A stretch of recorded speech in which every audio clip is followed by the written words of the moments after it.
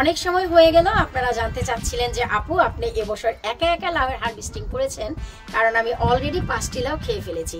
তো ভাবলাম আজকে যেহেতু লাউয়ের হারভেস্টিং করব, আপনাদের সাথে নিয়েই হারভেস্ট করব। আর আমি কিভাবে এই গাছগুলো যত্ন করলাম, বিভিন্ন আকারের লাউ বানিয়েছি, বিভিন্ন খাদ্য দিয়েছি। তো যত্ন থেকে, খাদ্য থেকে, কীটনাশক থেকে শুরু করে A to Z টিপস থাকছে আজকের এই ভিডিওতে। তো চলেন আমি আজকে কোন কোন মাচা থেকে লাউগুলো তুলবো সেটাকে আপনাদের সাথে শেয়ার করি।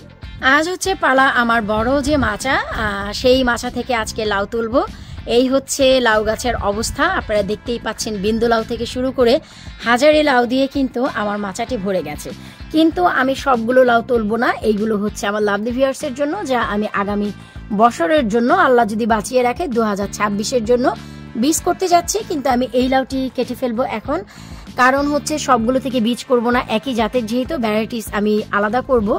আর এই যে দেখতে পাচ্ছেন মাঝখানে যে লাউ, এটা হচ্ছে বিন্দু লাউ। এটা নিজে খাবো, তবে আরো বড় করব, এখন কাটবো না। এই যে বড় সড়ো লাউটি দেখতে পাচ্ছেন, এটা এখন কাটবো। আর হচ্ছে চেয়েছিলাম আমি এই বিন্দু লাউটা কেটে খাবো, কিন্তু চিন্তা করে দেখলাম বিন্দু লাউয়ের বীজের স্টক অনেক কম, তাই এই লাউটি রেখে দিচ্ছি আমি 2026-এ বীজের জন্য। কারণ প্রথম যে লাউ, এটা অনেক বেশি ম্যাচিউরড হয়ে যাবে যদি এখন রাখি, কিন্তু পরের যে লাউগুলো যদি রাখতে যাই সেটা দেখা যাবে যে বীজগুলো পাকাপোক্ত হয় না, সেখান থেকে গাছ তো হয় কিন্তু ফলন অনেক কম হয়। তো যাই হোক, এই যে দেখতে পাচ্ছেন যে লাউয়ের গাছ, আমি এর আগে আপনাদের সাথে শেয়ার করেছিলাম নাইট্রোজেন বুস্ট। সেই বুস্ট দেওয়ার কারণে আমার লাউয়ের গাছের এই অবস্থা, অনেক বেশি সবুজ ডগা পাতা দিয়ে পুরো মাচা ভরে গেছে। যেই সময় মানুষের লাউ গাছের পাতাগুলো নষ্ট হয়ে যাচ্ছে, ঝলসে যাচ্ছে, আপনারা বুঝতে পারছেন না কি করবেন।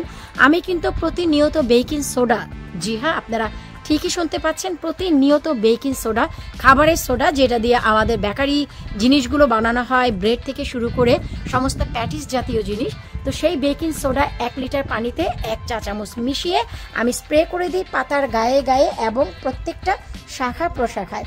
এতে করে দেখা যায় যে যত ধরনের ফাঙ্গাল জিনিসগুলো আছে, যেটাকে মাইলডিউ বলা হয়, মোজাইক রোগ, সেই মাইলডিউটাকে রোধ করতে অনেক সহায়ক। তো চলেন আমরা কীটনাশক সম্বন্ধে কথা বললাম, বুস্ট নিয়ে কথা বললাম, কিভাবে অনেক ফুল এনেছি সেটা আমরা লাউগুলো কাটতে কাটতে আপনাদের সাথে শেয়ার করি। এই হচ্ছে আমি কাটতে যাচ্ছি লাভলি ভিউয়ার্সকে কাছে নিয়ে, বিসমিল্লাহ। এই হচ্ছে আমার হাজারি লাউ, দেখতেই পাচ্ছেন যে কত চমৎকার হয়েছে। এরপরে এই তো পাশে থাকা যে লাউটি, ওরে আল্লাহ মাশাআল্লাহ, এই হচ্ছে লাউ, দেখেন এটাও কিন্তু কেটে নিলাম।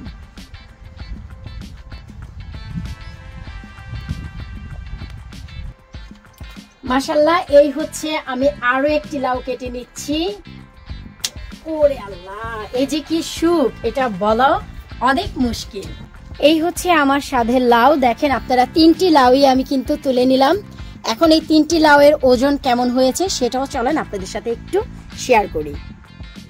এই তো দেখেন আমি 3টি লাউ আপনাদেরকে একটু মেপে দেখাচ্ছি। এই যে 8 কেজি 400 গ্রাম, আর কি চাই বলেন। তো দেখলেন তো যে আমরা কত সুন্দর বিদেশে বসেও দেশি সবজি চাষ করে খেতে পারি যদি আমাদের একটু ইচ্ছে থাকে। তো যেভাবে আমি এই গাছগুলো যত্ন করেছি, নাইট্রোজেন বুস্ট ছাড়া আপনারা কোনো গাছকে বড় করতে পারবেন না।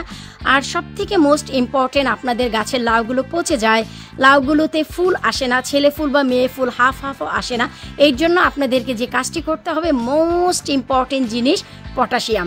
এখন বলবেন যে যারা বাগানি তারা কলার খোসার পেছনে এমনভাবে পড়ে, আসলে আপনারা পটাশিয়ামটা কলার খোসায় পাবেন এমন কোনো কথা না।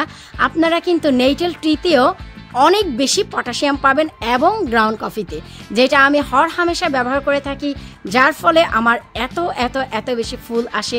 আর ফুলগুলোকে টিকে রাখার জন্য ফর্মুলেক্সের তো কোনো জুড়ি নেই, এমনকি ফসফরাসের। আর এগুলো কোথায় পাবেন, যার ইন্ডিভিজুয়াল ভিডিও আমার চ্যানেলে আছে। আশা রাখছি আজকের এই ভিডিওটি আপনাদের ভালো লেগেছে। কার কেমন লাগলো ভিডিও নিচে অবশ্যই কমেন্ট করতে একদমই ভুলবেন না। বিদায় নিচ্ছে আজকের মতো, পরবর্তী কি সবজি হারভেস্ট হবে এই লাবণী কিচেন কুকিং অ্যান্ড গার্ডেনিংয়ে অবশ্যই শেয়ার করব। ভিডিওটি যদি আজকে নতুন দেখে থাকেন অবশ্যই সাবস্ক্রাইব করে পাশেই থাকবেন। আল্লাহ হাফেজ।